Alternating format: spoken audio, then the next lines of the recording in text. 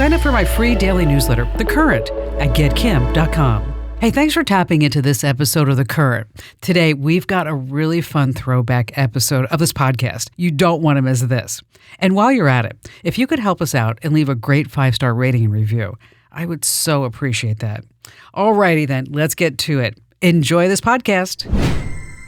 Hey, today we have, oh my gosh, he's such an amazing person. I mean, if you've ever thought I'm wasting money, I need to save money, then of course you probably tuned into Clark Howard's fantastic radio show or amazing podcast.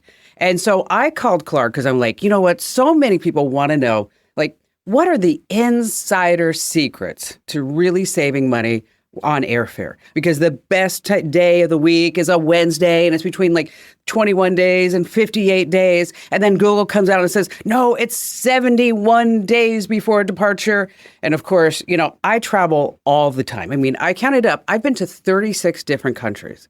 And I admit that I'm not really the best person at, say, saving money on airfare, because I'm like, you know what, just get me to Tokyo or get me to Paris or wherever it is, on the shortest flight. That's always my thing, the shortest duration.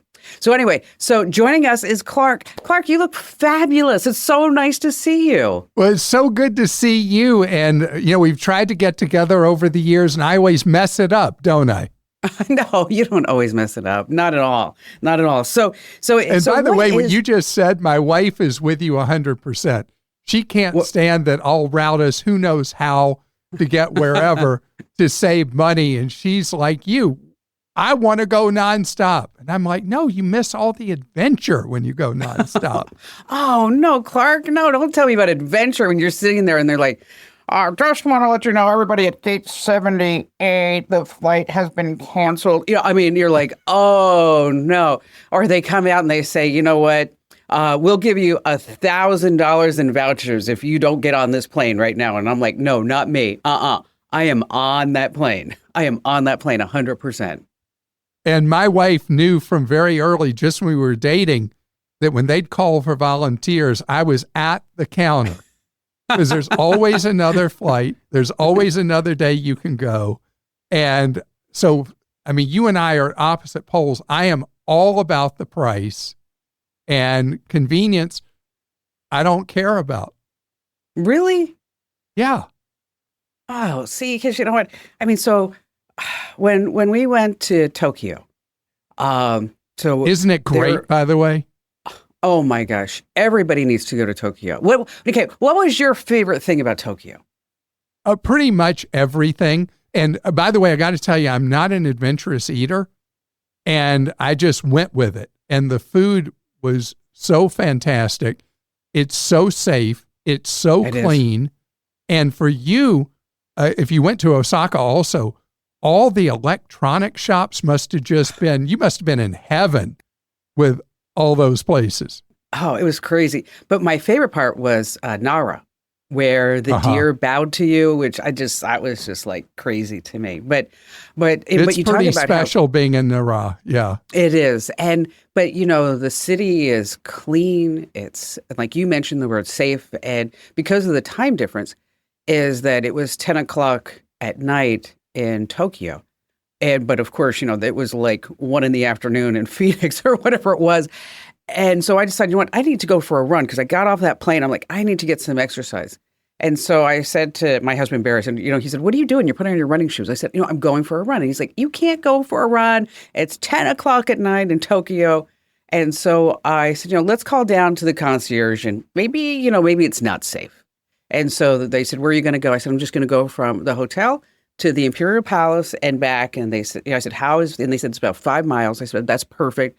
And then my husband was like, is she going to be safe? And they're like, 1,000%. She's going to be all right. So I went on a run, and there were people walking. Anyways, lovely. So let's talk about airfare. Okay. Yeah. Okay. Aside from making 8 stops between Los Angeles or Atlanta to get me to Berlin or to Chicago, what is the secret sauce? Is it the day of the week? Is it how maybe you buy your ticket 24 hours before the flight, or you buy it, I don't know, 7 weeks before the flight? Right. So it's completely different international and domestic. Most of their travel's domestic. So let me start with domestic.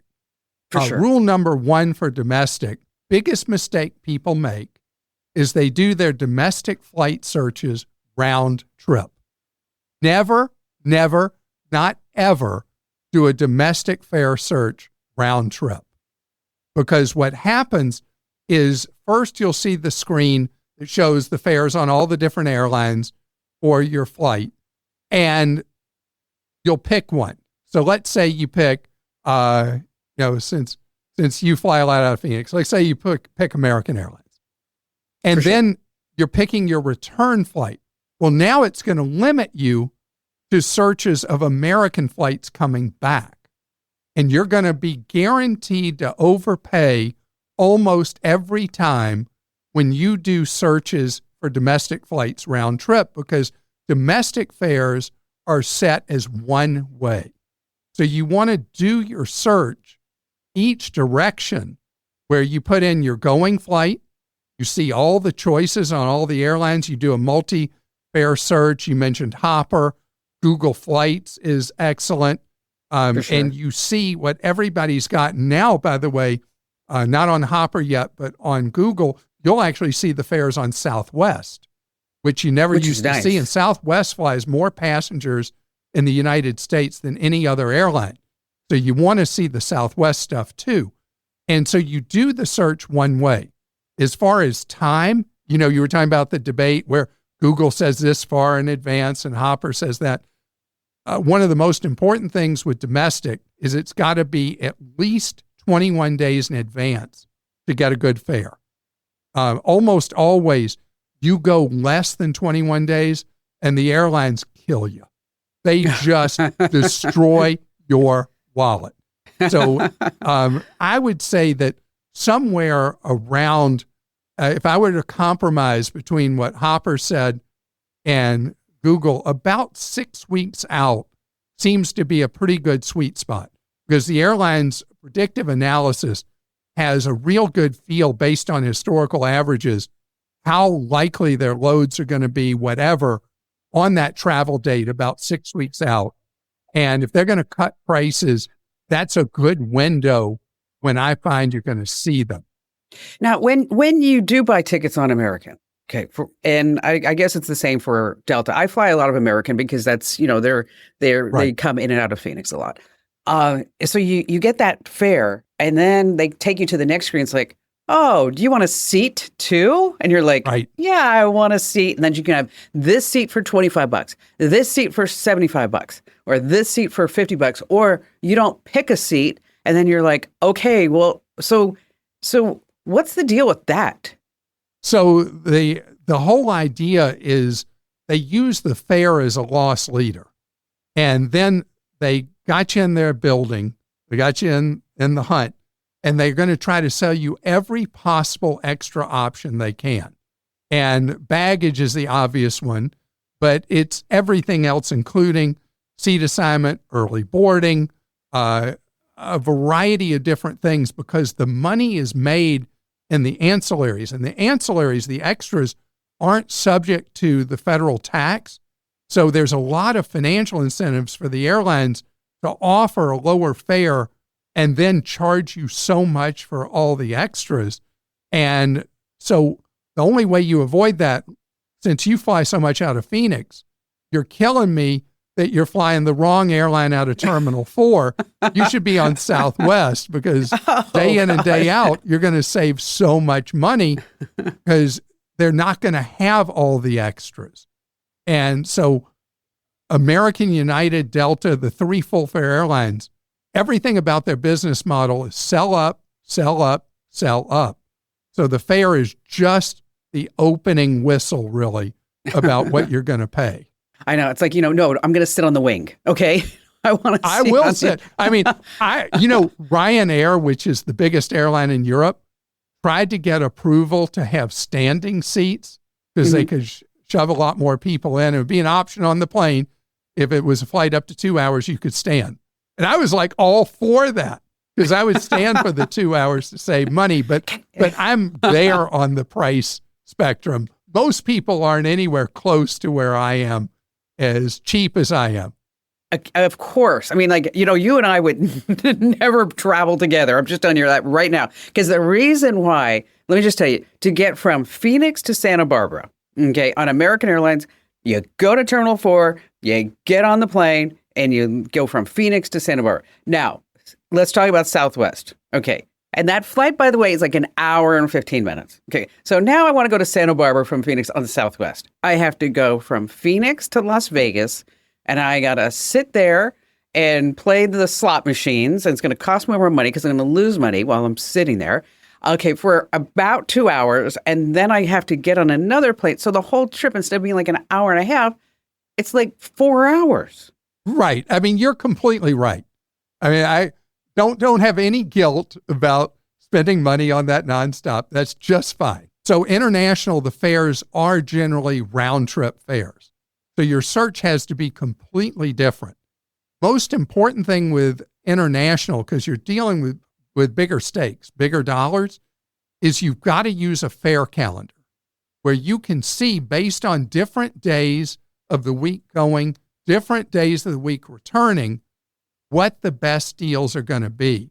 And these fare calendars are your friend. You can use them for domestic too, but for sure. People have more flexibility about that. Usually if they're going to Asia, going to Australia, New Zealand, going to Europe, South America. So you can use the calendar as your friend or enemy. And the price differences, especially for people, often international, people are using points. The benefit of the price calendar on points for international travel is huge. And the international fares, people tend to look way farther out. But I want to tell you something about the international. You book an international ticket. Let's say you book it 4 months out, 6 months out, because people, they plan, they're excited, they're going to go on this trip. For sure. And they set it and forget it. They bought the fare, they think they're done. But today, on most tickets, you don't pay a change fee. So I want you to reshop that international fare and particular windows. I want you to reshop it 8 weeks out, and I want you to reshop it 4 weeks out. And you'll find that most of the time, not all the time, but most of the time, you're going to get a lower fare when you reshop that ticket. Now, the beauty is like you being an American Airlines loyalist. So let's say you bought an American Airlines ticket to Asia, you bought one to Europe or wherever, and you find the cheaper fare later, whatever class of service you're going in, coach, premium economy, business class, whatever. You find that cheaper fare later, you take it, and then you have a credit you can use at no cost, no fees for future travel. And the reshop on international, I cannot stress enough how important those two things are, using the calendar as your friend and reshopping the fares later. I've never heard that, and I've never done that. I mean, how much money are you talking you can save? So let's say you're going in coach, you could cut the fare by hundreds of dollars. In business class, you can cut the fare by thousands of dollars. Now, I need to confess something. What's that? My wife and I have a deal that we've had since 2006. I fly so much, I have the companion pass on Southwest, and she flies free with me all year long domestic. Okay. And she doesn't like the experience, the lining up and all that. Southwest is going away from the lining up, but it's not her thing, right? But the deal I made with her is we go business class when we go international in return, because we don't do that many international trips.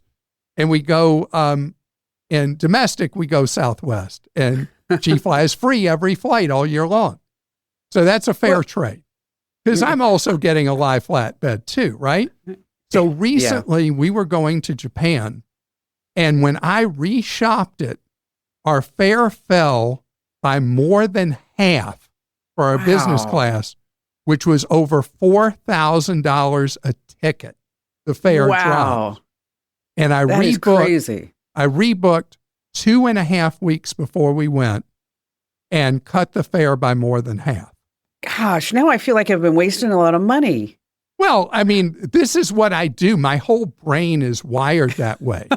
I've had my car broken into 6 times in my life because I park in bad neighborhoods to have free parking. I mean, I am that cheap. You know, we have a mutual friend. His name's Craig Kitchen. And, and so I'm talking to him today, and he's like, so what do you have on tap? I said, I'm talking to Clark. He goes, that man saves so much money. He's like, oh. And Craig is also the best dresser either of us have ever met. I know. And it's just so polished. Such a gentleman, 100% all the time. And he's one of these people, folks, I know where it's kind of like an insider talk about a mutual friend, but nobody has anything ever bad to say about Craig. I mean, isn't that great for someone to be that successful and everybody likes him? Yes, everybody loves him. I mean, he's just a fabulous person. Getting back to price. So Google has this now with Google Flights, the lowest price guarantee. And now, so is that something to tap into? Have you seen those free phone on us offers from the big wireless companies? I know, they sound great. I mean, who wouldn't love a free iPhone or Android? But here's the truth. You know deep down those so-called free phones are almost never free. Big carriers stretch the cost of the phone over time with tiny monthly credits, and those only apply if you stay locked into their plan. If you ever want to switch phones or get a new carrier, you're stuck paying off that balance. That free phone ends up costing you your freedom and more money. Consumer Cellular, they don't play games. What you see is what you get, and it's amazing. Right now, for a limited time, you get your second month of service totally and completely free. No hidden fees, no long-term contracts, and if you're over 50, you get 2 lines with unlimited talk, text, and data for only $30 for each line. Switch to Consumer Cellular and start saving with your second month free right now. Visit consumercellular.com/Kim or use promo code Kim. That's consumercellular.com/Kim. Absolutely, but it's not as important as it used to be. For the point I made that happened post-COVID is none of the airlines have gotten greedy yet with starting to charge the change fees. And the change fee was the villain. It was the enemy of being able to reshop fares. So manually, you can wait for Google to say, okay, this fare went down automatically, and Google says they're going to give you the money. But the important thing often is when the cheaper fare comes along, it may not be on the same airline you originally booked. In your case, you're only going to want that cheaper fare on American, and then the Google offer becomes valuable. But if you're truly a free agent like I am, where I reshop and I'm reshopping everybody, and that cheaper fare comes along, I'm going to have to find it myself. And that's why the calendar of putting on there, I'm going in 6 weeks, I need to check that fare again. I'm going in 3 weeks, I need to check that fare again. And it doesn't take long. It just takes a minute to do a search on Hopper or Google or whatever search engine you like. Let's talk about using mileage for flights, because it used to be a pain in the neck. I mean, it used to be such a hassle. But my husband has an American Airlines credit card, so we rack up a ton of points on that. So we were always using those points. But it's really simple. You just go to the website and you say, I want to pay with miles, and it's really easy. Is there like an insider secret about using mileage? So it's not an insider secret, but it's a fact. The airlines have gone to dynamic demand pricing on their points. So it used to be if you were redeeming a free trip to wherever, you were going to have a mileage chart, and it would show, coach is this many points, and premium economy is this many. If it's an international flight, business class is this many. If it's domestic, first class is this many more. Now it's all dynamic demand. So you never know if the use of points is a good deal or a bad deal unless you calculate how many points you're having to use and what's the value of those points. A lot of times when you redeem points on an airline, you're only getting 0.7 of a cent of value. And that's a ripoff, because you could just have a cash back card now that pays two cents on everything. And the airlines are generally only giving you 1/3 of that. So the trigger point of when you know when it's good to use points or whether it's good to use money is if you're getting good value for your points. And I use the baseline that you want 2%. You want if you can just with a simple cashback card get 2% cash back, you want the same value at least from using points. A lot of times on American, United, and Delta, particularly if you want to go front of the plane, you're going to get lousy value for your points. But if you use one of their international partners, which all three have, or if you have a multi-airline card, you fly on one of the Asian airlines or you fly on one of the European airlines, or it could be Qatar, Emirates, or Etihad, you'll pay much less equivalent in points than you would with American, United, and Delta. Boy, that's really fascinating. Now, see, Barry justifies the American airline card because it gets him into the lounge whenever we fly American. Yeah. And I'm telling him, like, we kind of get that perk with American Express anyway, because American Express now has their own lounges, which, brings me to another question. Are you better off doing your own flights or calling somebody like American Express and saying, here, just find me a ticket? So if you fly regularly, you're fine doing your own. If you fly infrequently, you might find there's going to be an advantage using a booking outlet like using American Express to book or a traditional travel agent. You may have to pay fees, but if you are an infrequent traveler, and particularly if you're doing a more complicated itinerary, it would be like, they say, with doctors, you don't want to be your own doctor. When you're booking travel, you don't want to book your own travel if you're not an experienced person. And that's when, if it's complicated. If you're just going from, Chicago to Baltimore, you can book your travel. You don't need a travel agent. If you're booking Chicago to Beijing and you don't routinely travel internationally, especially to Asia, you want an agent. The American Express has a perk of a airport butler. And I kind of sat there and I was like, what exactly does an airport butler do? Okay. So on our last trip, Barry and I landed in San Francisco at 10:30 a.m. for a 12:45 departure to Haneda. And Ian our son was traveling from Los Angeles to San Francisco. His flight was supposed to land at 11 a.m. Okay. Notice I said supposed to. Right. Okay. So his flight, he calls me, he's like, he said, I'm screwed. I mean, we haven't even taken off. And it looks like, we're not going to land until 11:45. Okay. So 11:45 turns into 12. Now, keep in mind, we're at 12:45. We're leaving for Tokyo. Okay. So at 12:15, I said, you know what? We have this airport butler. So all of a sudden, and then about 5 minutes later, the airport butler shows up. We were flying on Air Japan. And she says, I explain everything that's going on. She goes over to the ticket agent at Japan Airlines and explains the whole situation. And now Ian's plane is not going to land until 12:30. Okay. So Barry and I go over to the gate and I explain to the woman, kind of what's going on, the gate agent, who's very nice. And the airport butler's there. And luckily she speaks Japanese. Okay. And they're going back and forth. And the gate agent says to me, you and your husband need to get on the plane. And I said, no, I'm not getting on the plane without my son because there's no flight until tomorrow afternoon. Bottom line is that by using the airport butler, we were able to, Japan Airlines sent a car on the tarmac to get Ian at the gate at 12:45. Okay.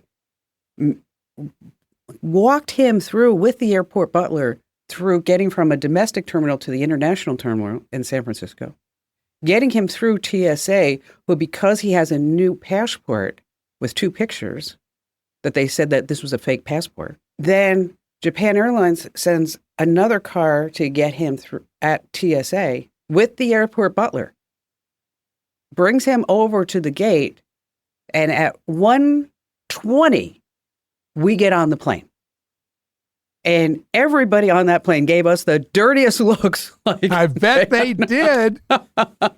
like, oh, man. You 3 are the reason. But what was interesting about this is that while we were standing there, basically on the ramp waiting for Ian, before the jetway, and I looked down and I saw like 12 people standing at the nose of the plane, just with their hands folded at their waist. And I said to the gate agent, I said, "What are they doing?" And she said, "Just watch." She said, when you're on the plane, I want you to watch. And so we get on the plane, and I look, and as we are going away from the gate in San Francisco, all 12 people bowed to the plane. And I said to the flight attendant, whatever you want to call him now, and I said, "What's that?" She goes, "Oh, they're wishing us a safe journey." And I was like, and she said, "And when you land in Haneda, you will see the same thing." And I was just astounded by that. But anyway, so if you have an airport butler and you have a problem, I'm just saying, I don't have an airport butler. Oh, come on, Clark. No airport butler. Not for you? All right, so yeah, Southwest doesn't offer. They don't have airport butlers?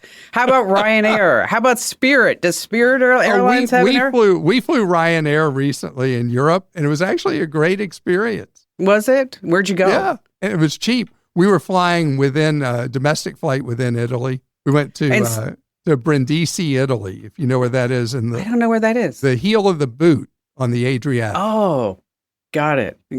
So how much cheaper was Ryanair? I think we paid €22 for the flight. Oh, gosh. Which was like $24. So it was more than I like to pay, but what I had. $24. Oh my gosh. All right. So is Spirit Airlines any good in the United States? No. Or no? No. And Okay. and they unfortunately have been very important price competition, but they're in a heap of trouble. And there's a good chance they're not going to survive. Oh, okay. That's not a secret. Okay. They have not run a good operation. The difference is, our deep discounters in the United States have not grown in market share like deep discounters have elsewhere in the world. Because you want to know who the most reliable airline is in Europe? Ryanair. The biggest airline is in Europe? Ryanair. Who's the cheapest airline to fly in Europe? Ryanair. People may hate them, but they know they're reliable and they fly them. If Spirit had been really, really a well-run airline, they'd be huge and making money hand over fist. You gotta give people the basics. You got to run on time. You got to be safe. You got to be reliable. And they've been safe, but they've not been on time. They've not been reliable. And they're not very friendly. No. I have a friend of mine who flew them, and they were just nasty mean, and then they charge you for to bring a bag online or a bag on the plane and another bag, and if you want to use the bathroom, it's $5. I mean, or not. No, you don't have to pay for the bathroom. Okay, but it is pretty bad. Yeah. All right. One last question. Yeah. Is when you start looking at domestic, can you really save money, like, for example, by going to Midway versus Chicago O'Hare? I mean, is it worth looking at, like, community airports? You're asking one of the most important questions for people that are price sensitive, because there's more and more emphasis on airlines flying to smaller regional airports. It's the whole business model of an airline most people haven't heard of called Avelo, and another airline most people haven't heard of called Breeze. And then a third airline more people are aware of, it's been around a long time, called Allegiant. These three airlines, what they do is they fly to small, out-of-the-way airports, easy to get into them, easy to get out of them.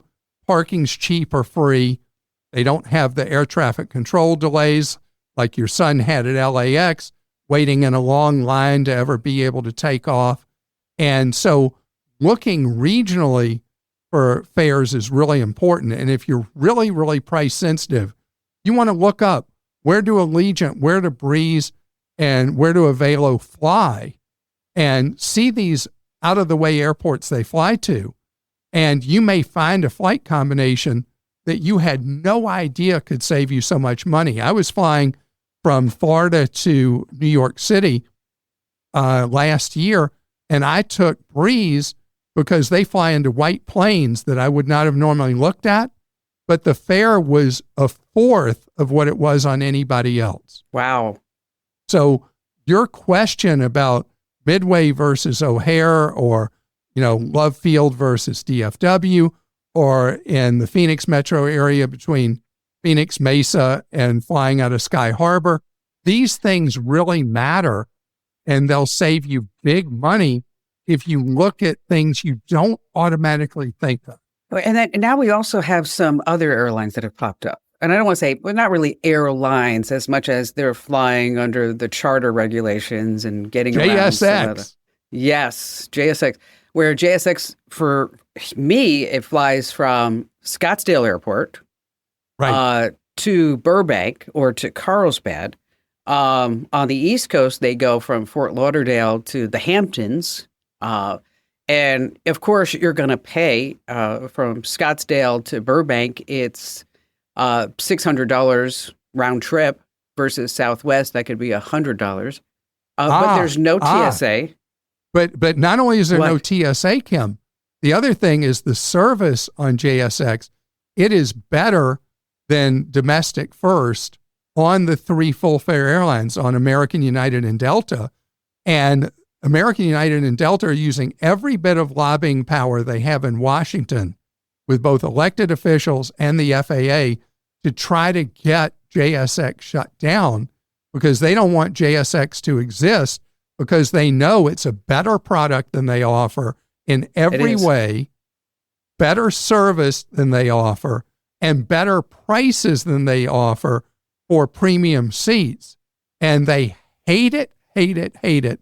And I would, if I were a betting person, with the extreme power that American, United, and Delta combined have in Washington, I will be surprised if JSX is still allowed to operate. But they are a superior product. They are, and anybody who lives anywhere where you can fly JSX, if you're a premium seat passenger in domestic travel, you want to fly JSX. I fly it. It's phenomenal. It is. I mean, I've gotten there. I think the flight from Scottsdale to Burbank was, I think, left at 7:30 in the morning. I slid into that gate at 7:15 because I overslept. And they're like, "You're a little late." I'm like, "Sorry." And they're like, "Oh, no problem. No problem. Here, let us take your bag." And there's always on the left seat or the right seat, there's always an older captain, probably early retirement from one of the major airlines. And then you have a younger co-pilot. And everybody is just lovely. There's, like you mentioned, and do you want a cocktail? Do you want you want something extra? And Did you're not you want a cocktail at 7:15 in the morning, really? No, I don't want a cocktail, but they did offer it. I'm not a day drinker. I have a lot of friends who are day drinkers, and because we'll be out on the boat or whatever, and I'm like, you know what? I just, it's like I'll have my lemon drop martini, but it has to be towards sunset. I'm not just one of those people. I can't do that. Well, Clark, it's such a pleasure to finally sit down with you and talk to you. And, we are different in the airfare category. But I'm certain that, what I'd like to talk to you about are credit cards at some point. What are the best credit cards? And Because, that also gets really confusing. I mean, is it worth like getting the airline credit card or a different type of credit card? Almost always it's not worth it having the airline card. So that's a tease for when we talk about credit cards. And the big thing with credit cards, the people who solicit you for a card are usually who you don't want a card from. Oh, there we go. It's kind of like when you were younger and you were dating. The person that, that wanted to go out with you, you're like, oh, I don't want to go out with you. But the person who you didn't want to go out with, or they didn't want to go out with you, you're like, I want that person. Right. Yes, that's the one I want to go out with. All right. So Clark.com, tell us what we can find there. Clark.com is all about your wallet. Everything we do, podcasts, social media, what I do on TV, what I do on radio, everything is about ways that you can be empowered so you spend less money day to day. A lot of stuff in life is so confusing. You should see our cell phone comparison plan guide. Instead of just by rote paying Verizon, T-Mobile, AT&T, whatever they're charging you, I've got this tool we put a lot of effort into where you can put in how many lines you need in your family, how you use your phone and all that. And we'll show you the choices, every one of them, precisely for you, for your exact situation or your family's situation. And you'll save tons of money. I mean, not a little bit of money, tons of money by knowing the deals that you're not being told about. Yeah, and that's it. I mean, unless you're really focused on tracking this stuff down, which obviously you are, and it's such an honor and pleasure. God, you are so cheap. I'm going to tell Craig, he's so right. God, Clark is like the cheapest guy I've ever met. Okay, Craig does really have a hard time understanding me. Okay, so let me one question. Okay, yeah. You're out to dinner. Okay, yeah. It's your anniversary. Right. It's a big number. It's a 10th, right. 20th, 30th, 40th, whatever it may be. Right. And there's the $50 bottle of champagne. There's the $25 bottle of champagne. Okay, maybe not 50, not 25. There's a $50 split bottle of champagne. So you're going to get one or two glasses out of the thing. Or you got a $150 bottle of champagne, or this is a big one, so you're going to spend like $250 on a bottle of champagne. Which one are you getting? None of the above. What are you thinking? We're not spending that money. My goodness. No, if we want to have something to drink, we have it before we go to the restaurant. If we go to the restaurant, my wife might have one glass of wine. I won't even order at a restaurant. I don't drink alcohol usually. I won't even order like a Coke Zero, which is my favorite drink, if it costs too much. I'll just drink tap water at the restaurant. I mean, come on. And the Bermuda Triangle of restaurants, dessert. Oh man, the profit margins that restaurants make on dessert. No way. We'll go have dessert somewhere else later if we're going to have dessert. So I can tell you, you and I, you could go with your husband, I go with my wife to the same restaurant, and then we could compare bills later, and you'd be like, how did he do that?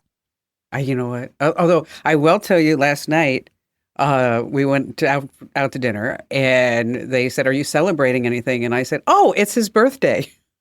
So you got your free dessert. I love it. Once again, Clark, thanks for being here. Everybody, you need to check out Clark.com. Look at all the tools that he's got hanging out there. Make sure that you sign up for his free newsletter, follow his show, sign up for his podcast, his YouTube channel. Because I guarantee you, I'm going to start paying more attention, Clark, because I think I need to start saving some money. Well, it's got to be what you're inspired by, not feel guilty about. Always with money. It's got to be, I really want to do this. Not like, oh, I just felt bad that I spent all that money. No, it's got to be inspirational and fun and positive. People look at, like, you ever say to somebody, you should have a budget. That's mean. That's like cold. That's whatever. It's got to be a mentality that you want to have. Okay. So I'll your work on life's that. working for you just like you're doing it. keep doing what you're doing. I am. I'm not flying coach. Okay, just not flying coach. That's where you'll find me. Hey, thanks for tuning in. It's been a blast. And I'll be right here waiting to share more with you very soon.